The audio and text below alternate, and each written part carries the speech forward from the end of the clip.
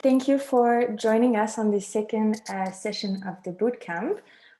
If you were on yesterday, I'm sorry, what I'm going to say first is going to be a bit repetitive, but forgive me. And if you're new to this session today, then so glad you're joining us. It's a little bit over 30 of you today, so we're really happy that you found the topic interesting. I'm going to share my screen to just give you a quick overview of where we're at. So these sessions are part of a support program that is the bootcamp, and the campaign itself is by Social Scotland. So it's an initiative that is meant to help social enterprises bolster their communications and marketing efforts in the lead up to the festive season. And we have this whole program of sessions to help you kind of tackle common challenges and help you sort of refine your efforts. So we've tried to think about really kind of practical topics, and we have a great range of speakers involved. So we have 8 sessions in total, and you can pick and mix. So head to bysocialscotland.com/bootcamp and you can view the whole program. Also, please share the word if you have any social enterprise leaders or team members or volunteers that who could benefit from these. It's free to join, and everyone is welcome to be there. And finally, I wanted to let you know that if you are specifically selling products, services, or experiences that sort of fall under the ethical gifting label, then I would love to hear from you. Because I'm, sort of working on the promotion around this campaign, and I'm looking for social enterprises to feature starting from mid-November onwards. So if that's you and you're interested to learn more, just please get in touch. You have my email right there. I will stop sharing my screen now, and I just want to let you know that we have 2 really good speakers today. So we have Doug Summers, who's the creative director of Bold Studios. It's a creative agency that's based in Glasgow, and they help social enterprises, they help charities, and also they help third sector organizations with, a whole gamut of things from like brand strategy, design, advertising. So they're the guys to talk to if you're, looking to do a bit of work on that sort of thing. They're not called Bold for nothing. If you check the sort of projects that's on their portfolio, you'll see there's some really interesting things on there, and their whole approach is to kind of be collaborative and help everyone sort of, push the boundaries a little bit. So, thanks, Doug, for joining us today. And we also have Aimee and Jake, who are the founders of Sweat. So it's an Edinburgh-based startup, and it's a really good product that they have. They launched just last year, and they initially had a crowdfunder where they were looking to raise 10K, and they ended up with almost twice that amount, which is very impressive. So if you have a look at their product, I'll pop the links in the chat box for you. But basically, they're using bamboo and wheat straw to create those bottles that you can clean easily from the top or bottom. And with every product sale, you have a little bit of the money that is reinvested so that oceans and beaches can get cleaned up. So really cool initiative. I think most people probably will have joined by now, so I'm not going to waffle on too long, but I just wanted to, say a big thank you to Doug, Aimee, and Jake for joining us today. We hope you'll find this session interesting. I'm going to be in the chat box, so please ask questions as we go along. There is no daft question.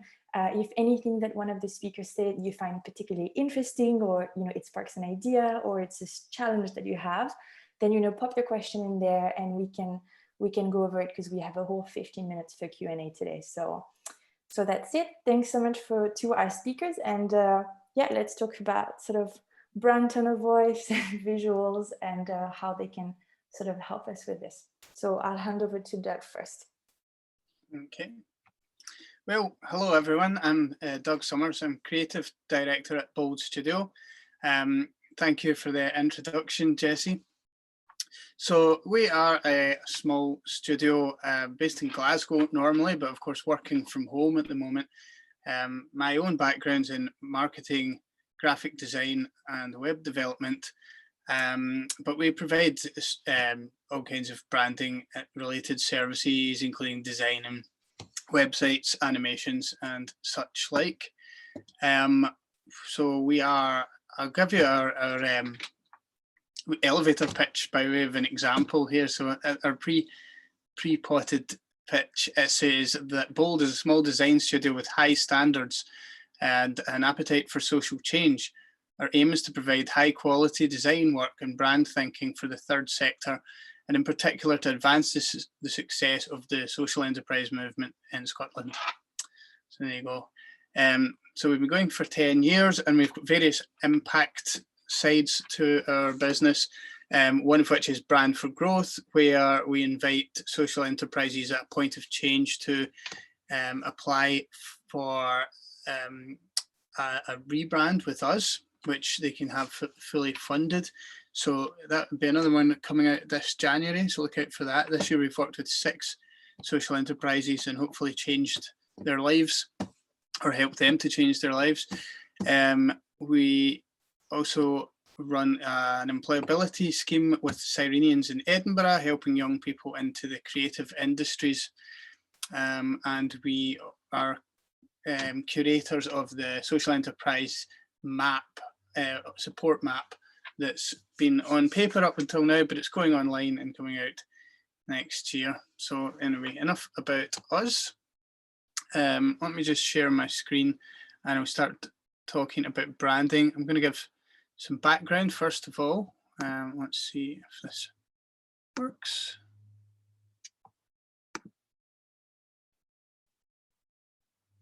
Okay, there we are. So let's see. Through. Okay, that's a bit about us. We are a creative agency, social enterprise, really good and focused on the third sector.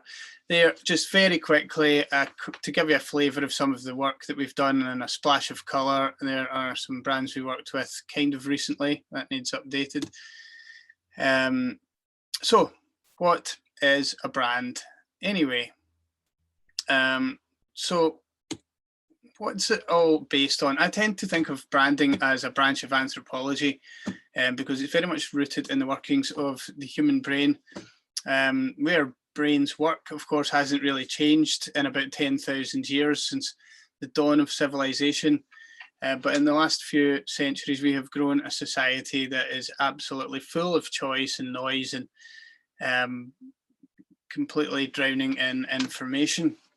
So our old brains were designed to judge friend or foe, to make tribal connections and that sort of thing. So we're very good at making snap judgments and building on them, which is just as well, really, because any attempt to rationally understand everything would be impossible. And as a result, we tend to navigate our world on emotional and irrational responses to incomplete information and conjecture.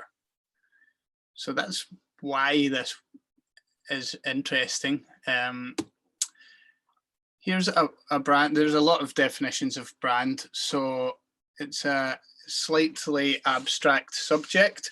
You might already know this, but I always find it's good to open up the box and make sure everyone's on the same page because it is a bit of a woolly subject to understand. This is David Ogilvy, the godfather of advertising. He says, helpfully, it's the intangible sum of a product's attributes, crucially intangible. Not very accessible, that one. Here is Philip Kotler. He is the marketing textbook guy. Some of you might recognize. So he says it's much more than a name, a logo, colors, or a tagline. It's essentially a promise to deliver a set of features, benefits, or services consistently. So that's a bit easier to understand there. But here's a shortcut that is very commonly repeated from Jeff Bezos, the guy from Amazon there, obviously looking as if he's counting his money. Your brand is what other people say about you when you're not in the room. Well, that makes it kind of much easier to understand there, really, because that's exactly what it is. It's the aggregate perception that's in people's heads about you. So just taking a look at the elements of a brand and really especially to smash this idea that a brand is a logo, because it certainly is much more than that. These are some of the things that make up your brand, and you can see in the top line are the most obvious things and probably the first clues that people are going to get to formulate their micro judgments of you or your organization. The name, sure, that's going to have a big effect. The logo and visual identity, sure enough, the thing we always think about associated with brand. And there off we go, the website and digital assets.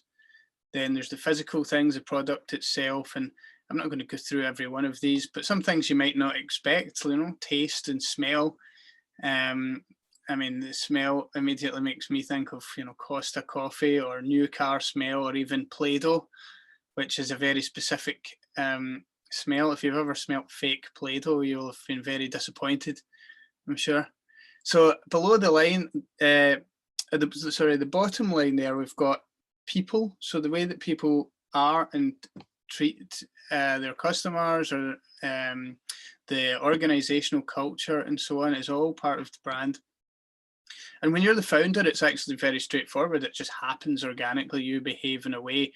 But as your organization gets bigger or expands, you start to have to propagate that throughout the organization. And under the line, we're less able to influence some of the things that also affect the brand. But what people say on social media, reviews, what's gone before in the organization, all of these things affect your brand. Some controllable and some not. Whereas a logo is simply a graphical mark used to identify a company, organization, product, or brand, like this, or this. And just by way of a fun fact, that's the evolution of it from 1900, when it was an imprint of a shell. So whereas a brand identity or a visual identity, or a brand identity, is a bit wider scope. So that's the set of attributes by which an organization seeks to be identified. So there's a whole palette of visual language that can be used across the different mediums to identify and show the personality of the brand. That was Subway. Here it is Gif Gaff, bringing in elements of their personality, showing connectivity, technology, vibrancy, youth, things like that. So crucially, brand exists in the hearts and minds of your audience, and everything else is branding. Everything you do to influence that is branding. So why bother? Well, as we just said, you're already doing it. As soon as something pops into existence, so does its brand, or as soon as people are exposed to it anyway. You're doing it to stay in business, maximize your impact, to stay on track and align decision making, especially if there is more than just yourself in the business, to succeed in your objectives and move towards your vision, protect yourself from competition, attract and retain good staff and volunteers, which is often forgotten about, but of course is a great factor and will, over time, will certainly have an impact. And crucially, to maintain an emotional connection with your audience. That is the idea that they will have a good feeling about you for reasons not entirely rational, but they just feel good about it. Here's an emotional connection in action, probably the world's most extreme emotional connection. So this is the opening of Apple Store in Covent Garden. And these are the people that have camped out overnight and flocked to see it. But it doesn't always have to be like that. There are much weaker emotional connections too. You know, you might find that when you go shopping, you buy a certain kind of toothpaste or whatever. That does not necessarily mean you love it. It just means that for whatever reason, somewhere in your mind is that's a good enough one to get, and I'll stick with that. Thank you very much. You also find that people say, especially in our sector, well, so-and-so is a really good organization, or they really do good work. This is part of the emotional connection, and you will find that, and we all seek to hopefully to have that said of us, that we're a really good organization, and that is because it exists in the hearts and minds of those people. which takes us to this nice quote from Maya Angelou. I'm sure a lot of people have heard this, but it's very true of brands. I've learned that people will forget what you said and forget what you did, but they will never forget how you made them feel. And it's really important for our brands to make people feel right. So exploring your brand. Okay, I want to talk about this concept, the brand gap, if you will. So on the left of the brand gap canyon, there is the current view. It's the current situation or the baseline situation. So what is going on in people's minds at the moment, how our target audience perceives us. And on the right, we have how we ought to or how we deserve to be perceived. So to get the current view, you can either engage in research. It depends how much budget you want to throw at it. You can do really detailed research, or you could send around a survey monkey and see if you can get people to respond to that. But actually, I think for a lot of us, we can achieve quite a lot by just using our insight to know what we think people perceive of us, and ask around in our organizational team and group. That will certainly clear off the lowest hanging fruit and is a good place to start. And on the right side of the canyon there, how we ought to or deserve to be perceived. So we're certainly not trying to create some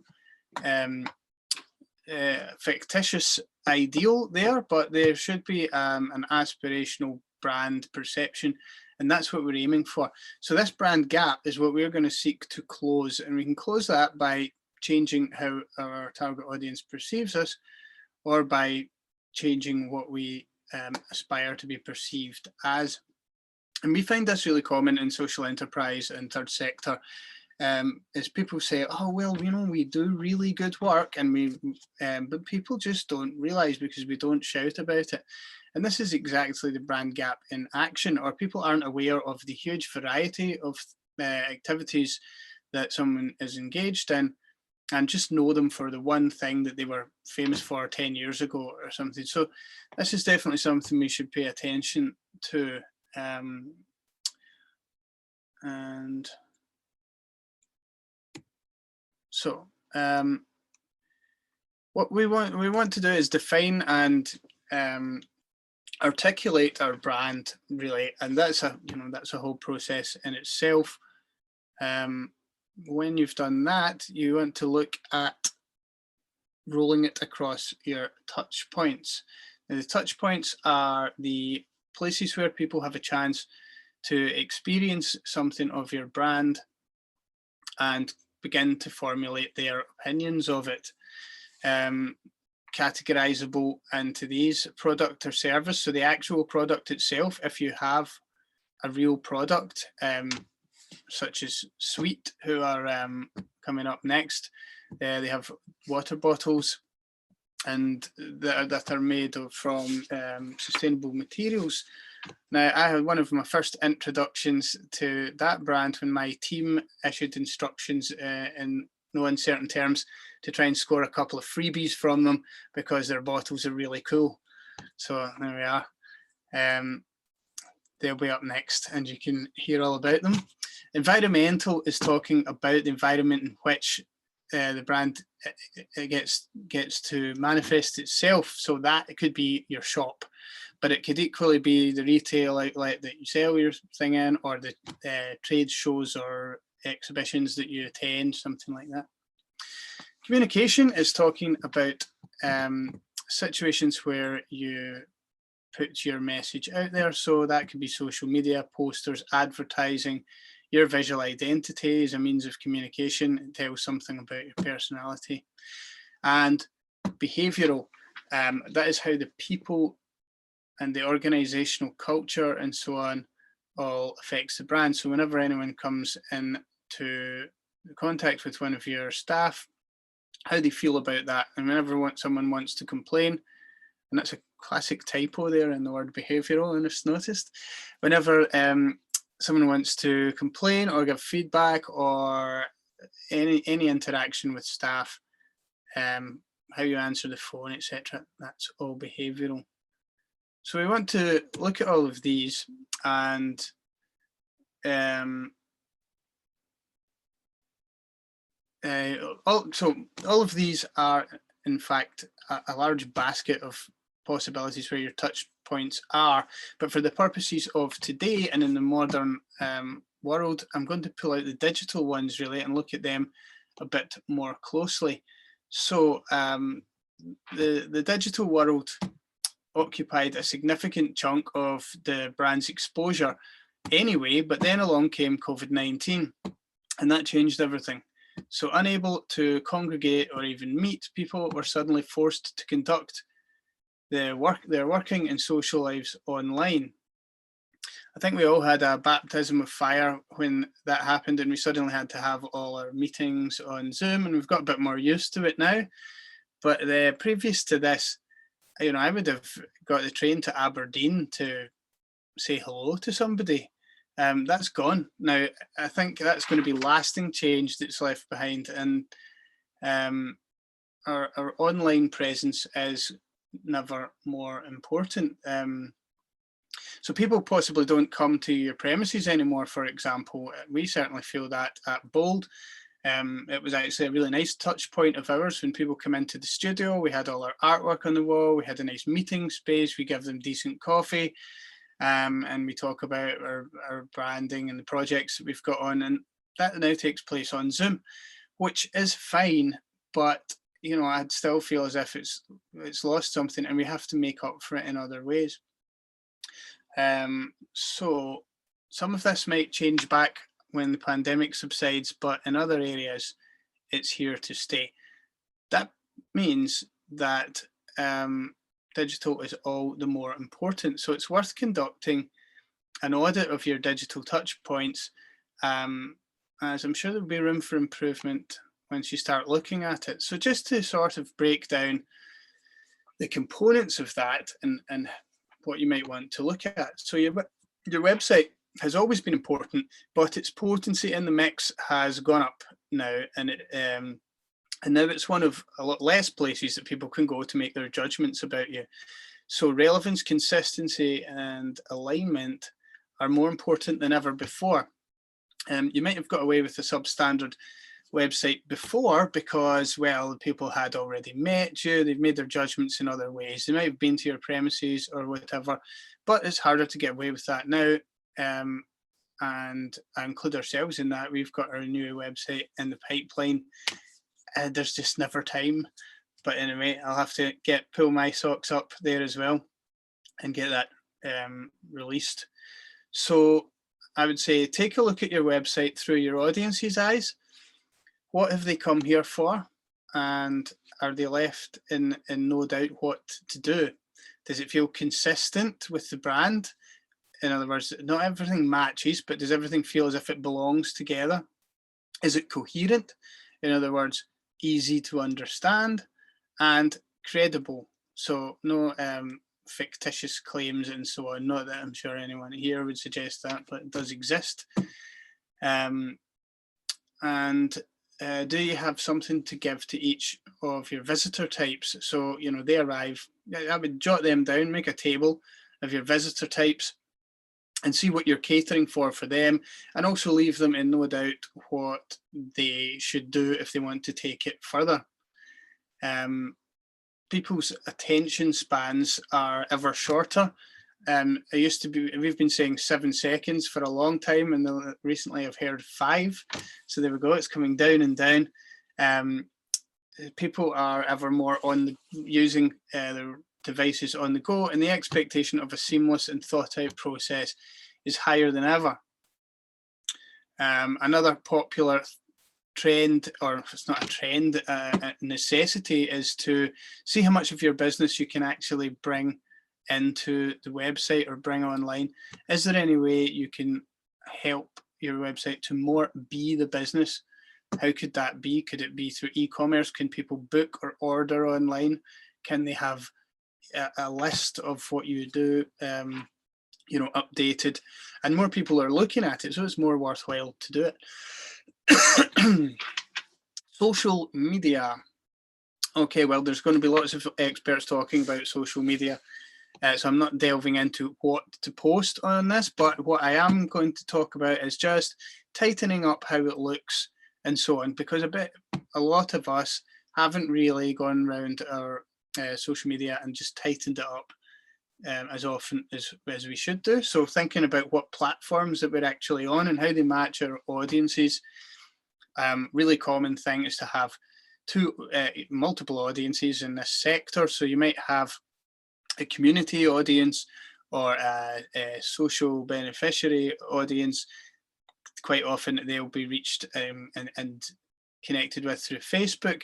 And you might also have a peers and policymakers type audience who you might more likely reach through Twitter. So being aware of that and knowing who you're speaking to in each one, and which ones you actually need and which ones are just a waste of time is important.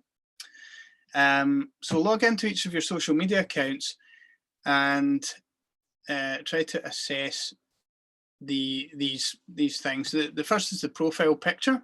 So you see some pretty bad's the wrong word, but pretty ineffective profile pictures. So go and have a look, see what you think works for other people. There's one popular science that says you should have a picture of a face as people connect with that. Well, that's okay as long as it actually is the voice of a person. If it's an organizational voice, then you might want to design something specific that's drawing on an element of your branding so it belongs with it. But it certainly doesn't have to have tiny text in there. The text is always written next to it. So maybe think of something nice and suitably shaped to fill the space. And like I say, if you look down the line of the Twitter feed that you have, you'll see some that work really well and use them for inspiration. What else do we say? Your bio. So when did you last update your bio? So just take a look at that, make sure it's succinct and relevant, and it doesn't talk about things that are not relevant to what your organization does. It should be then able to be your guide, your North Star for what you're going to post later. Then what to post. I'm not going to get into this. There's a whole science around that, but you figure out what ratio works for you. In other words, you talk about your product or service a little bit, but talking about interesting things and things around that a lot more. Make sure your personality comes through, etc. So there's loads to think about in social media. And often forgotten is the email signature. I think it's actually a very important tool. Your emails go all over the place. You'll know yourself who your audience are, but a nice tidy email signature can actually convey a lot about the organization that you are, that you want to be, and how give people a clue how they should take you. So I think that's good. Whether it should be, different things will suit different people. I see a lot of what I would call very cluttered email signatures, which it wouldn't be my cup of tea, but if you want to include messaging in there, or you want to include a 50 or so partner logos, well, that might be important to your audience. Probably not 50 or so partner logos, although that's a tip. And then other than that, we've got membership profiles that we have on websites such as Social Enterprise Scotland or the SENS, and any other trade organisations that you are listed on. It's very easy to forget that you have written bios and contact details on there. So going along and making sure that they are up to date is also part of your audit. So I would suggest make that your action point. Go and give it a bit of a look over and see what you come up with. But that concludes my recommendations for today. If there's any questions, I'm sure you know to put them in the chat, and Naomi will figure them out. And we're looking forward to hearing from Sweet shortly. Thank you, Jess. And if there's any questions, do let me know. I'll just hop in quickly, Doug. Sorry, Naomi. Thank you for that, Doug. That's good, because it's obviously a ton of content to cover, and it's helpful to have sort of like an introduction to it, like the sort of thing that you can look at to refine your efforts. And I hope this is not a curveball, but I wanted to find out a little bit more about, with the initiative that you mentioned before, when Bold helps some social enterprises to kind of refine their brand or maybe rebrand. Can you just give us like a couple of examples of the sort of questions or exercises that you do with them that they find helpful? Yes. So what we do, the first main thing we do is have a branding workshop with them. So that used to be a glorious affair over 5 hours with coffee and cakes and whiteboards and plasticine and building a bridge out of spaghetti, and not really, all things like that. Now it's online, but really the things that we want to get out of it, I mean, a fair bit of it is opening up the thinking and so on, but what we want to get out of that is the objectives of the organisation, the vision, which you've heard talked about in the session yesterday. Very important to have a vision, and that acts as your guiding principle. The values, well, we call them values, but I've started calling them brand characteristics, because they're getting mixed up with a kind of an operational values that people are saying, be nice to each other and so on. That's not what I'm talking about. I want to know about the personality and the characteristics that the organisation has, and that set it apart from its competitors. And of course the target audience. So really wanting to pull apart the target audience, and of course we always start with everyone saying, well, everyone's our target audience. So we try to smash that to pieces and figure out who it really is. If you could only have one customer, who would it be? So all of these things are what we would need to pile into our heads in order to then go off and create design responses and provide suggestions about how the visual identity might start to look, and how other parts of the branding will fit into the puzzle. This is good to know. And I also have another question, which is, you said like a brand is not just a logo. And I think that's a super important point that, a lot of small organizations, we don't always get right. What, when you work with some of the social enterprises in the program, or just through your regular work with clients, aside from the logos, how do you help people? Like, what should be in your visual kind of toolkit or your bag of tricks? Like, what are the things that you can do to help, having some cohesion when you have things across channel beyond your logo? Mm-hmm. A couple of stripes. It's always good to have a color scheme and a typography system, and that helps you maintain consistency across everything. An illustrative style is nice. A set of iconography is really nice, and it really bring your website to life, for example, things like that. And patterns and shapes that help you to create what you would call a brand system. So a brand system will allow you to apply these toolkit pieces, if you like, across any different medium, and allow it to not necessarily match but belong together, which is what we're looking for that consistency.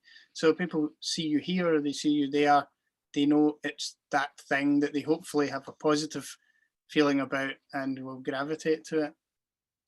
Mm-hmm. I think it's Sorry, ahead, Jess. I think it's really interesting. I was going to also add, there's that thing to me as well about language and certain words or phrases that you use. So again, and I always think of the extremes. If you were getting emails from a lawyer, you would always expect them to sign off yours sincerely. It has very formal language, whereas if suddenly we always signed off emails from Social Enterprise Scotland with yours sincerely, you'd create a very different response. So I think sometimes it's worth thinking, what's the language style that you're trying to get to? Is it friendly? Is it youthful? Is it reliable? Is it legal? and thinking it through from a language perspective, as well as the boldness, the colours, and some of the way that you look is also worth thinking through, I think. Absolutely. Yeah. I had, so I'm going to have to admit to something here to tell this story, but when I was trying a McDonald's burger one day, and I drove into the drive-through, and the person through the drive-through speaker said, "What can I get you, mate?" That just suddenly, something jarred. That was completely wrong. They don't say that. Anyway, I don't think that guy probably lasted too long in there, but it's you don't notice the tone of voice until it's wrong, and then it sticks out like a sore thumb. Yeah, no, I think it's really interesting for our sector, and one of the things as well, you know, are you using language for beneficiaries, for clients, for customers? You know, are you talking to a local authority? You know, and again, you might have different phrases or different things that you use depending on your audience again, so that can really vary for a social enterprise. So lots, I think, to pick up on. I'm going to come in, if I can, while I've got the mic, because there's a very direct question just about, obviously you mentioned, Doug, the kind of the funded help that's available, and I think you said that happens once a year. Who funds it? How might people apply? And how do we share information out about that? And conscious, obviously, that would be limited, I'm sure, so it's competitive, but could you just say a couple of little things about that? And then I'm conscious slightly of time as well, and bringing Sweet in, so. Okay, well, last year was a bumper year, and the Scottish Government funded 5 places and we funded 1.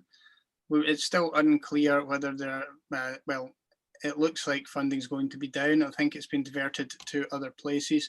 So at the moment, I know that we're going to offer 1, which seems a bit sad, but that might be what we can achieve this year. And if funding arrives to increase that, we will.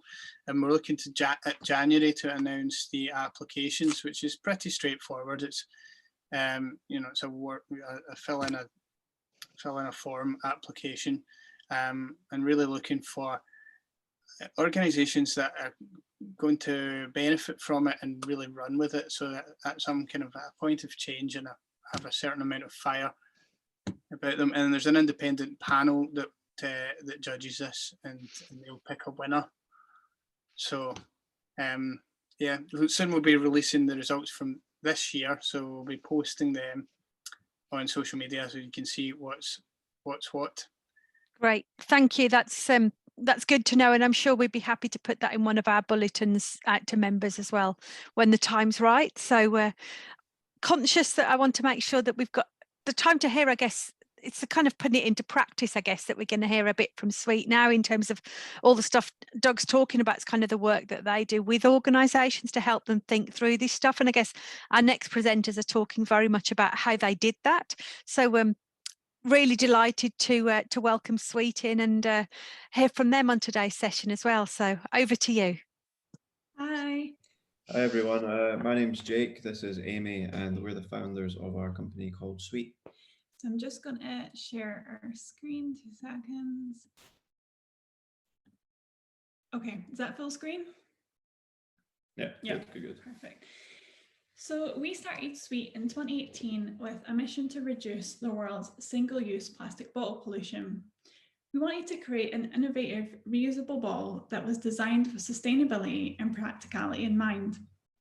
The past few years have been really exciting at Sweet, and last year in 2019 we launched our Sweet bottle via a crowdfunding campaign, and the response was just extremely positive. Our original goal was £10,000 and we ended up raising over £23,000 in 30 days from our launch. Since then, we've been continuously increasing our environmental impact, including making our products carbon neutral and planting a tree with every sale. So a little bit about our product. So we've created the world's first reusable bottle made entirely from plant-based materials. So we primarily use bamboo and wheat straw to create our bottle, and it's double-ended, lightweight. Every one we sell, we plant a tree, we take plastic out of the ocean as well, which is great, and we donate profits to help protect sea life. So that's basically a quick rundown of our product. And we use a lot of brand communication to get our product across to our customers, and to get them to really engage with our brand and what we're selling. So what is brand communication? Brand communication is a set of traits that help add human characteristics to make your brand more memorable and more emotive. And it's really important because it does really engage with your customers, and it does attract them to your brand on both an emotional level and on a professional level as well. But brand communication really comes down to tone of voice and brand personality. So for us, tone of voice describes how your brand communicates with its target audience. Your company's tone of voice represents your personality and your values. A brand's tone of voice should be completely recognizable and unique. And the more consistent you become with using this, the more familiar your audience will become.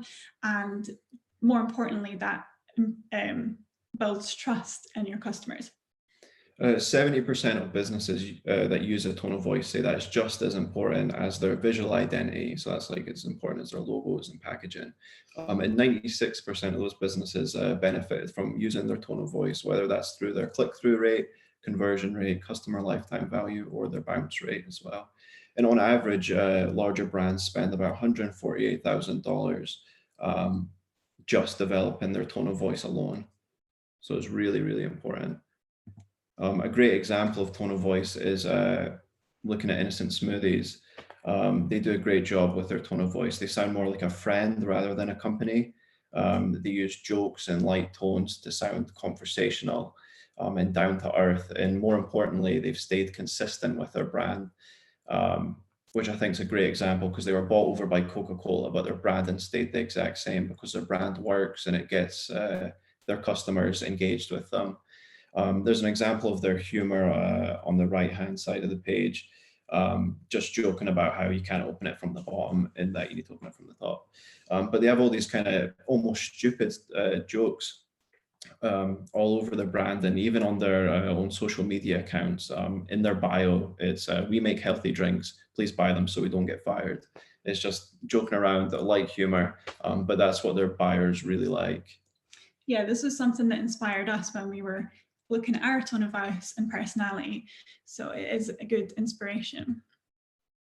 So for us at Sweet, our personality is defined by our core values.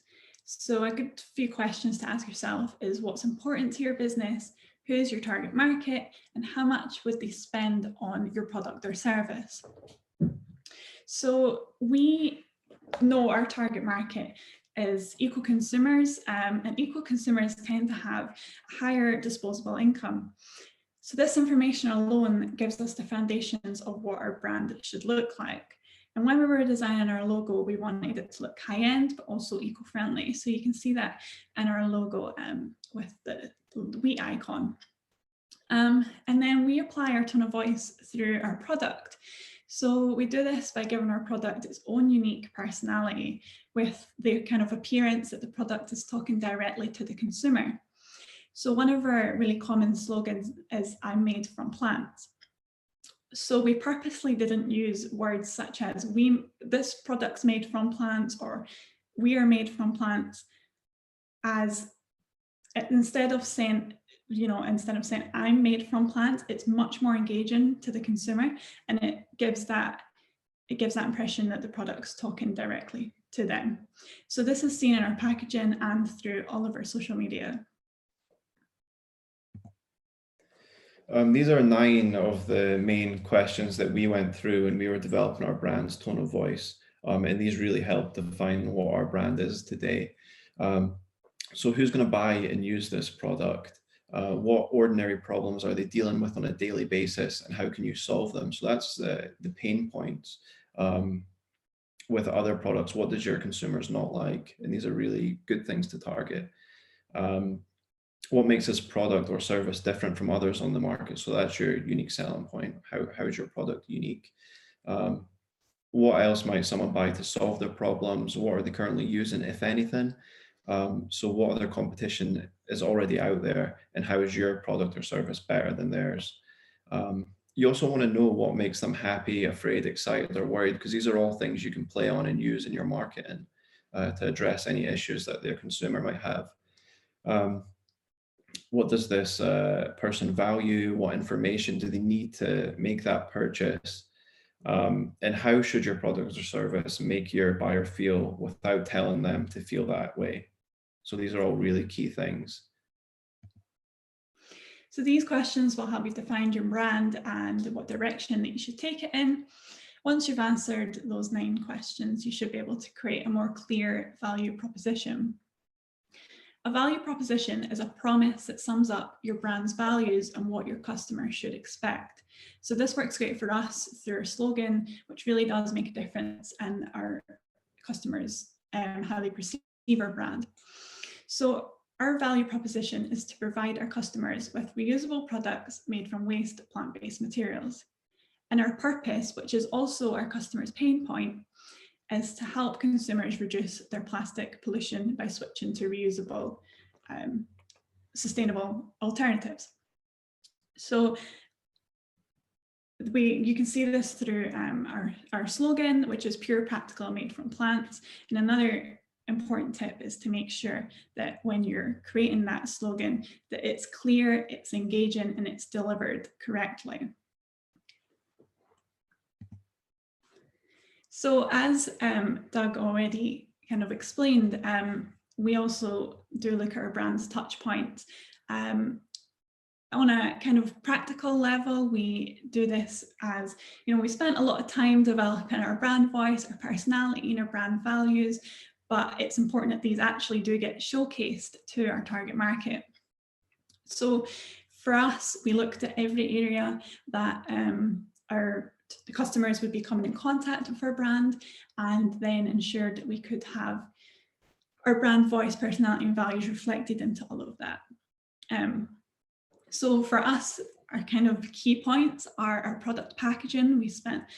Jake spent a lot of time designing that packaging so that it reflects everything and the customer knows exactly what we're all about. And also our website. Our website does need a little bit of updating too, but we're getting there. And social media as well is a really good way to get all your tone of voice and everything out there. And you can be quite experimental with this as you're starting up. So branded packaging can sometimes be a good kind of option for the purchase experience. So once that item arrives, if it's a product, and when it arrives to the consumer, that can be quite nice for them to get your personality through that. And it's really important to stay consistent with your tone of voice. You don't want to keep changing it. You want it to be familiar with your audience, especially your target market, because once they see that tone of voice over and over again, it becomes familiar with them, and that makes them trust you more. And that helps to sell in more of your product faster as well.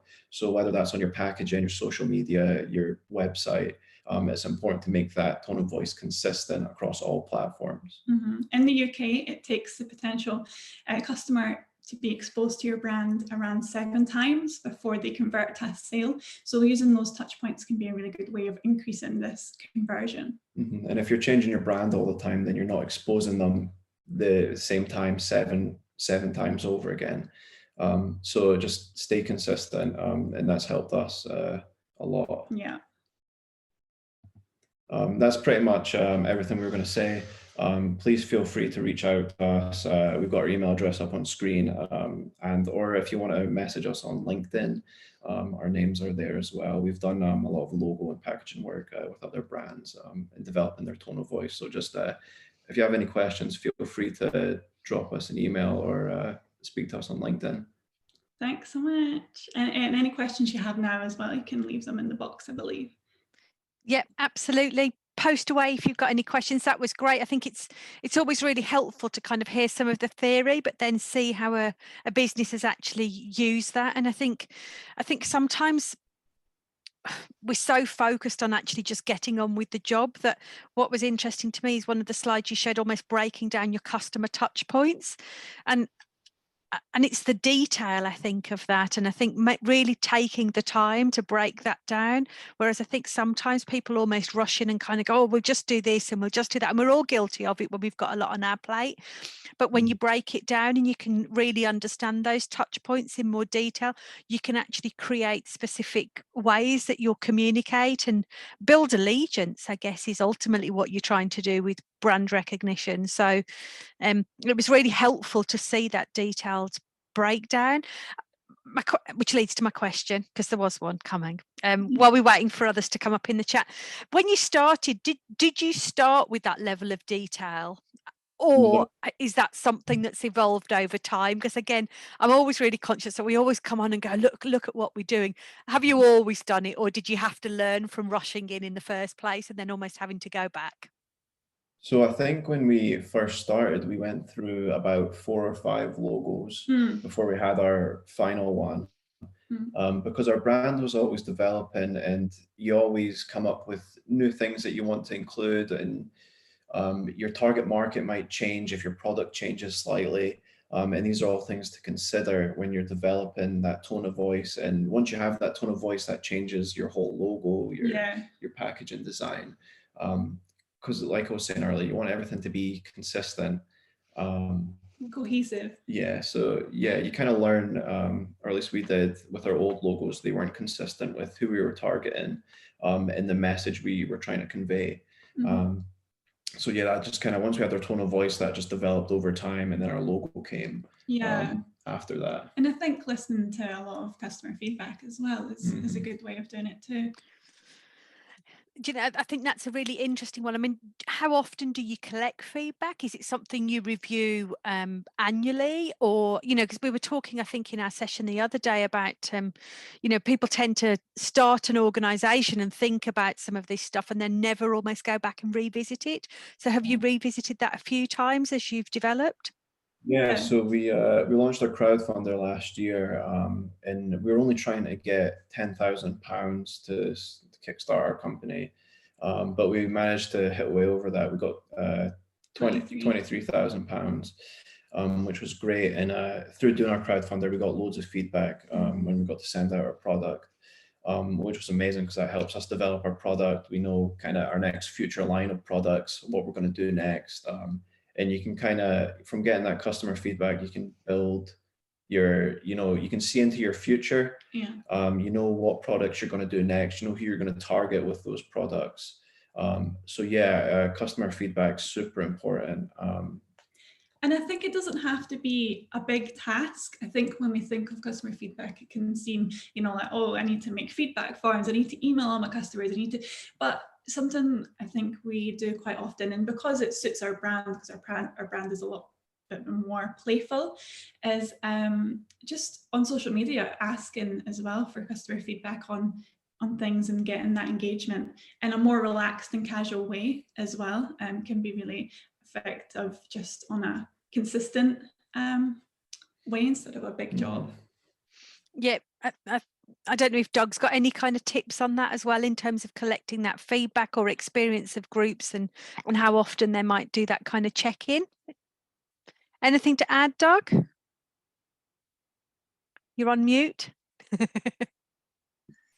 That sounds like a really good approach that you guys have got, and obviously your you know, customers are probably spread far and wide, so getting them on social media sounds like a really effective way to do that. And what we do, because our customers tend to be with us, you know, we're like part of a family for a couple of months, so we usually do it by a SurveyMonkey feedback form, which we'll send out at the end of the project, which has got various things on it. But essentially we're looking for, to be honest, any points. We're actually fishing for complaints, if you believe it, because that will help us to improve the next time. So it's important to be really strong and robust about complaints and actually want to hear them, because it's really going to help you get better.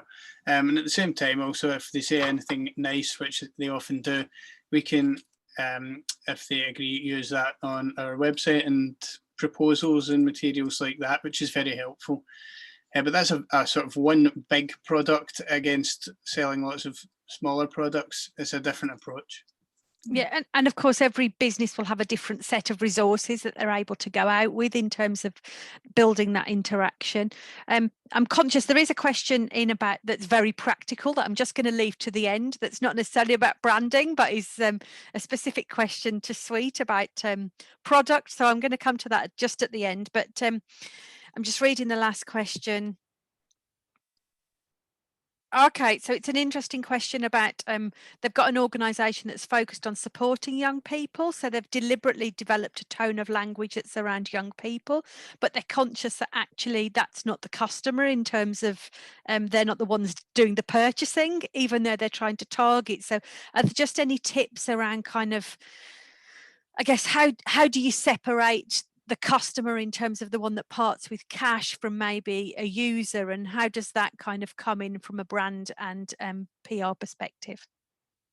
It would be a bit helpful to learn a bit more about the company, because I know with us, we're not always selling directly to the consumer.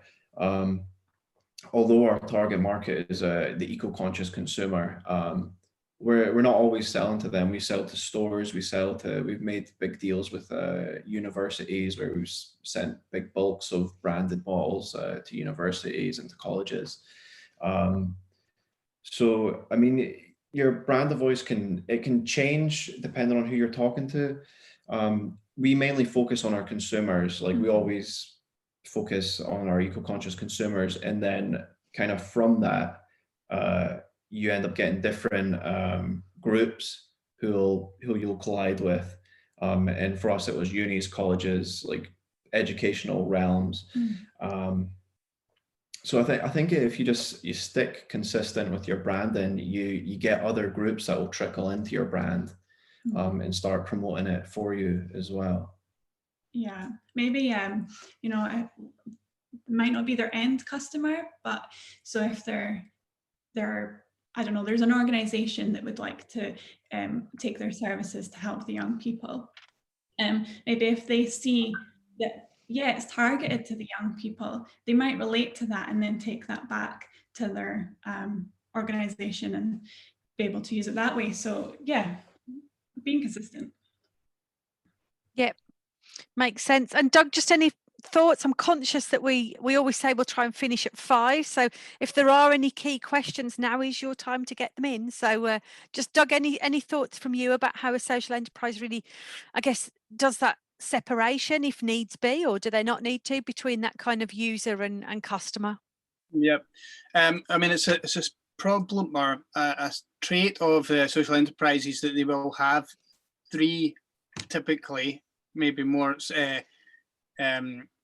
target audiences. So they've got their social beneficiaries, but they've also got commercial customers on the other hand, which might be completely different. And they've also got funding bodies, councils and governments and things like that. And they all have to speak to them differently, even what they refer to people as and so on,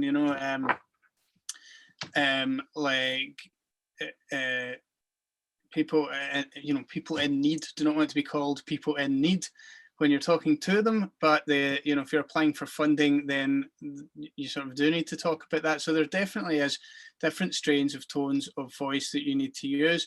Sometimes and I think what you're talking about is when you've got a shared medium, like you've got one social media channel and you are using that, but you're also conscious that the policy making, funding bodies, that sort of thing, are also looking at that. I would say if it's shared, and it's obviously shared, that they are pretty well attuned to the fact that you are speaking to another audience and they are a side audience. So they should actually appreciate that they are looking through a prism of how you speak to your audience, and they should see that if you're doing that well and not take it personally that you're somehow not speaking to them. But when you are speaking to them, do speak to them when you're only speaking to them. Yeah, no, I think it's helpful, isn't it? It's that segmentation, I guess, isn't it? And sometimes that breaking it down and really understanding the detail is actually where really good marketing comes in. And I think sometimes we just rush messages rather than take the time to really think it through. So I'm hopeful. I haven't seen a big rush on questions. I can see lots of comments and people finding the session really useful. So I mean, it's great. That's what these are all there to do in terms of getting this basic information out to groups or reminders, I think, sometimes to those who've been doing it a while but need that consistency. So I was just going to hand over to Jess, if I could, to close the session and thank the speakers. And I guess the last bit from me was just going to say it's free to join Social Enterprise Scotland if your turnover is less than 100k. So I'd be missing my marketing opportunity not to get that in. And I'll hand over to Jess just to close today's session. Thanks, Naomi. Yeah, it was super interesting today, and I think it was a good mix of theoretical and practical. And my tongue was burning. I really wanted to ask a lot of questions about sort of, you know, like tools that you guys use for like visuals, you know, for people who maybe don't have access to InDesign or like a graphic designer in the house. But we'll have a session about like audio, photo, and video. So I'm gonna keep it for next time. But, you know, thank you so much to the three of you for joining. I think this was super valuable, and there were a lot of interesting comments and questions in the chat as well. So I will follow up with everyone who attended today with the recording of the session. So don't worry, if you saw some interesting slides, you'll have the content there. And then if our speakers are happy to share their presentations, I'll include them as well. And I will do a little bit of a recap document with interesting links. So, you know, in the chat, some of you mentioned, you know, the brand document that you can work on, or, you know, important questions to ask yourself. So I'll be including links to that sort of thing so you can see examples. And yes, if you want to join us on any of the upcoming bootcamp sessions, we'd love to have you. So, you know, we're there at 4 p.m. the rest of this week, and then on week commencing the 2nd of November. So thank you so much, Doug and Aimee and Jake. This was really good. Thanks so much for having us. Yeah, thanks. Great. Thanks everyone. Bye.